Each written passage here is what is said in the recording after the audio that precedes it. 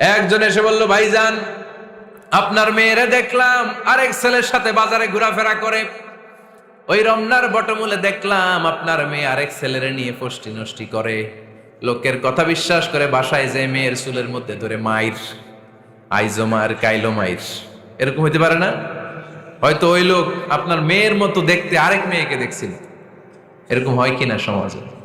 একজন এসে বললো, ভাই আপনি এখানে ভাবিরও তো দেখলাম ওই জায়গায় আরেক লোকের সাথে ঘোরাফেরা করতেছে, খবর রাখেন না বাসা? আপনি রেগে মেগে, ঘটনা কি? আমার খেয়ে আমার পরে আরেকজনের সাথে, যে এই বাড়িতে যে মাইর, কোনো কথা নেই। দেখবেন যে ছোট্ট মারামারি থেকে এই ঘটনা অনেক সময় বিচ্ছেদ বা ডিভোর্স পর্যন্ত গড়ায়, ঠিক কিনা? ওই যে শোনা কথায় কান দিছে, ফাতাবাইয়ুন, আপনি চেক করেন নাই। হয়তো আপনার স্ত্রীর মতো দেখতে বা আপনার স্ত্রী যে জামা পরে, যে পোশাক পরে, এরকম পোশাক পরে আরেক নারীকে দেখছে, আপনার বউ না এটা। আপনার মেয়ের ব্যাপারে যে তথ্য দিয়েছে এটা সঠিক নয়। সে আপনার মেয়ের মতো আরেকটা মেয়েকে দেখেছে, এসে আপনার কাছে বলে দিছে, আপনি বিশ্বাস করছেন। ভেজাল আছে না নাই? এই ভেজালগুলোকে থামানোর জন্য কোরআনে এই বিধানগুলো নাজিল করেছে কে? তাহলে ফরিদপুরের ভাইয়েরা, সমাজটাকে সুন্দর রাখার তথ্য একটা শুনলেই বিশ্বাস করবেন না। সিলে কান নিয়ে গেছে শুনলেই সিলের পিছনে দৌড়, নাকি? কি করবেন? আগে কানে হাত দিয়ে একটু দেখবো কান দুইটা আছে না নাই, তারপরে চিলের পেছনে দৌড়ান। তাহলে এখন থেকে আমরা তথ্য একটা শুনলেই বিশ্বাস করব। তাহলে কি করবেন? বলতে হবে কি করবেন? যাচাই বাছাই, জাস্টিফিকেশন অফ দ্য নিউজ। কোন নিউজ জাস্টিফিকেশন ছাড়া আমরা প্রচার করব, বিশ্বাস করব, শেয়ার করব না।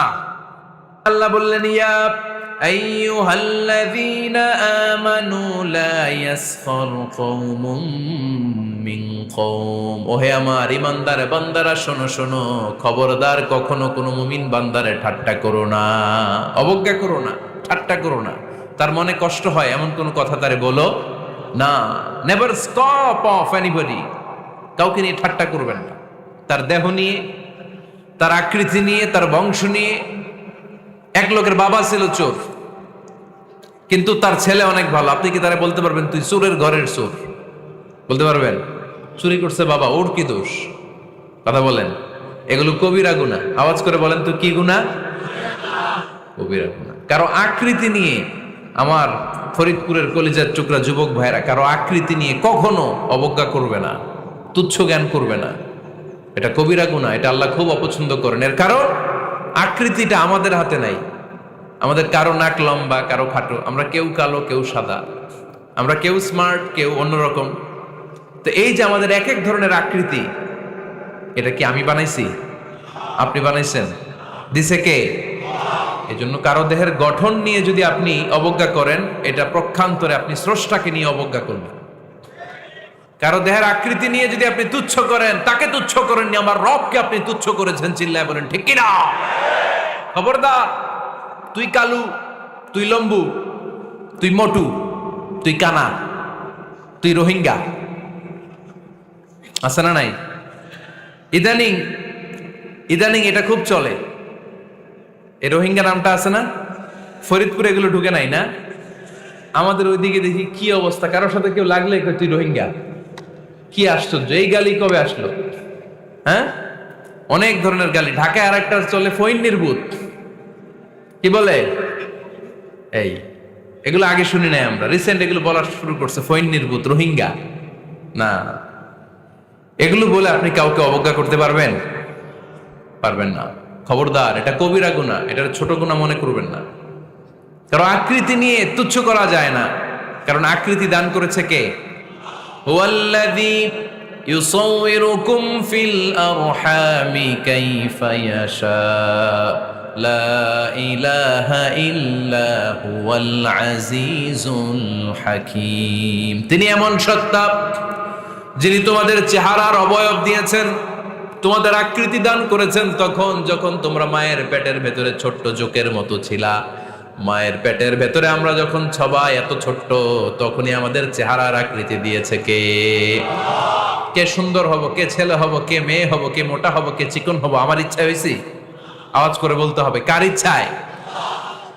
প্রত্যেককে যদি আল্লাহ প্রত্যেকের নিজের চেহারা ডিজাইন করতে দিতেন, আল্লাহ যদি বলতেন তোমার চেহারাটা কেমন হবে তুমি ডিজাইন করো, তাহলে আপনি আপনারা কেমন বানাতেন? হ্যাঁ, বলেন, ফরিদপুরের ভাইরা বলেন, সুন্দর করে বানাতেন তাই না? সবচাইতে স্মার্ট, সবচেয়ে সুন্দর করে আমি আমার চেহারাটা বানাতাম যদি আমাকে ডিজাইন করার সুযোগ দেওয়া হতো। কিন্তু এই সুযোগ তো আল্লাহ দেন নাই। ডিজাইন স্বয়ং করে দিয়েছেন কে? কোন নারীকে যদি আল্লাহ বলতে, এই নারীরা তোমাদের চেহারা কার কেমন লাগবে তোমরা বানাও, প্রত্যেক নারী কি করতো? বিশ্ব সুন্দরী করে নিজেকে বানাতো। খুদ ধরার মতো কোনো জায়গা সে নিজের জন্য রাখতো না, ঠিক কিনা? কিন্তু এটা আল্লাহ দেন নাই। এই আকৃতিটা আমাদেরকে সরাসরি দান করেছেন কে? খবরদার, আমাদের অনেকে বিকলাঙ্গ, আমাদের অনেকের হাত ছোট, পা বড়, দেখতে মোটা, কেউ চিকন কেউ কালো। খবরদার, কারো আকৃতি নিয়ে কখনো কোনো অবজ্ঞার সুরে, ঠাট্টার সুরে কোনো কথা আমরা বলবো না। রাজি আছেন? সবাই রাজি আছেন? আল্লাহ রাসূল সাল্লাল্লাহু আলাইহি ওয়াসাল্লামের এক সাহাবী ছিল, নাম ইবনে মাসউদ রাদিয়াল্লাহু তাআলা আনহু। ওনার পায়ের নলা ছিল খুব চিকন, অস্বাভাবিক চিকন, স্বাভাবিক না। তো উনিও এটা ঢেকে রাখতেন, দেখাতেন না কাউকে। একদিন উনি খেজুর পাড়ার জন্য খেজুর গাছে উঠলেন। খেজুর গাছে ওঠার পরে নিচ থেকে সাহাবারা পায়ের চিকন নলা দেখে ফেলছে। দেখে সবাই হাসি, সবাই হেসে কুটি কুটি। বিশ্বনবী বললেন, হেসো না, খবরদার, আমার ইবনে মাসুদের পায়ের চিকন নলা দেখে হেসো না। আমার ইবনে মাসুদের এই পায়ের চিকন নলা যদি মিজানের পাল্লায় উঠিয়ে দেয়া হয়, কিয়ামতের দিন উহুদ পাহাড়ের চেয়েও ভারী হয়ে যাবে। খবরদার, আমার ইবনে মাসুদকে আমার আল্লাহ অনেক পছন্দ করে, তার পা চিকন দেখে তাকে তুচ্ছ করো না। আল্লাহর হাবিব সাল্লাল্লাহু আলাইহি ইসলামের 11 জন স্ত্রীর মধ্য থেকে একজন স্ত্রী ছিলেন একজন স্থূল আকৃতির, অবিসিটি ছিল, একটু মোটা। ওনার নাম ছিল সাফিয়া রাদিয়াল্লাহু তাআলা আনহা। আম্মা জান আয়েশার সাথে একবার সাফিয়ার ঝগড়া। নবীদের বউদের মাঝে মাঝে মাঝে ঝগড়া হতো, তবে সেটা হতো মধুর ঝগড়া। সুবহানাল্লাহ পড়েন। আম্মা জান আয়েশা রাদিয়াল্লাহু তাআলা আনহার বাসায় একদিন বিশ্বনবী বসা ছিলেন। আরেকজন স্ত্রী, বিশ্বনবীর আরেকজন স্ত্রী রান্না করে কিছু খাবার আম্মা জান আয়েশার ঘরে পাঠিয়েছেন। এক দাসী দিয়ে বলল, যাও এটা আয়েশার ঘরে দিয়ে আসো, কারণ নবী আয়েশার ঘরে। আম্মা জান আয়েশা রাদিয়াল্লাহু তাআলা আনহা বললেন, এগুলো কি? ওই দাসী বলে, তরকারি। কে দিছে? অমুক স্ত্রী। কেন দিয়েছে? আমি কি রান্না করতে পারি না? তোমরা রান্না তোমরা খাও। এই কথা বলে পাতিল সহ উড়ায় মারছে চেহারা। এর কারণ ওনারা মানুষ ছিলেন, মানবীয় ব্যাপারগুলো ওনাদের মধ্যেও কাজ করত। আবার এক স্ত্রী ঝোল দিয়ে রান্না করে কিছু খাবার নিয়ে এসেছে। আম্মা জান আয়েশা রেগে মেগে ওই ঝোল নিয়ে ওই স্ত্রীর গালের মধ্যে মেখে দিয়েছেন। বিশ্বনবীর আরেক বউয়ের গালের মধ্যে ওই ঝোল লাগাই দিচ্ছে। এবার ওই স্ত্রী বিশ্বনবীর কাছে যেয়ে বলে, ইয়া রাসূলুল্লাহ, দেখেন আয়েশারে আপনি বেশি আদর করেন তো, দেখেন কি করে আমাদের সাথে। এই যে আমাদের গালের মধ্যে ঝোল মাখাই একেবারে মেকআপ বানাই দিচ্ছে। বিষ্ণু ইসা ইসলাম বললেন, তাই আয়েশাকে ডাকো। আম্মা জান আয়েশা রাদিয়াল্লাহু তাআলা আনহা আসলেন। আল্লাহ রাসূল সাল্লাল্লাহু আলাইহি ওয়াসাল্লাম বললেন, তুমি কি আমার এই স্ত্রীর সাথে এমন আচরণ করেছো? আম্মা জান আয়েশা বললেন, করেছি। কেন? আম্মা জান আয়েশা বললেন, তখন মেজাজটা গরম ছিল, এখন বুঝতে পারতেছি আসলে এই কাজটা করা ঠিক হয় নাই। এবার বিশ্বনবী বিচার করবেন। বিশ্বনবী বললেন, আল কিসাস, যেমন করা হয়েছে বিচার হবে তেমন। তোমার গালে যেমনি ঝোল লাগাই দিছে, তুমি একটু ঝোল নিয়ে আয়েশার গালে লাগাই দাও। সুবহানাল্লাহ পড়বেন না? ওই স্ত্রীও কিছু ঝোল নিয়ে আম্মা জান আয়েশার গালে লাগাই দিল। এখন দুইজনে হাসতেছে, বিশ্বনবীও হাসলেন, আরশের উপর থেকে খুশি হয়ে গেলেন কে? তো স্ত্রীদের মধ্যে মাঝে মাঝে এটা ঘটতো। সাফিয়া রাদিয়াল্লাহু তাআলা আনহা ছিলেন একটু মোটা। আম্মা জান আয়েশা বললেন, ইয়া রাসূলুল্লাহ, দেখেন আপনার মুটি বউ, আপনার মুটকি বউ, এই মুটি বউ বলে একদিন একটা গালির মতো দিয়ে ফেলছে। আল্লাহ রাসূল সাল্লাল্লাহু আলাইহি ওয়াসাল্লাম রেগে গেলেন, বললেন, আয়েশা এটা কেমন কথা তুমি বললা মুটি? আমার সাফিয়ারে তুমি মুটি বলে গালে দিলা রে আয়েশা। ইয়া আয়েশা লাকাদ কুলতিলা কালিমা লাউ মুজিজাত বিমাইল বাহরি লামাজাজাতহু।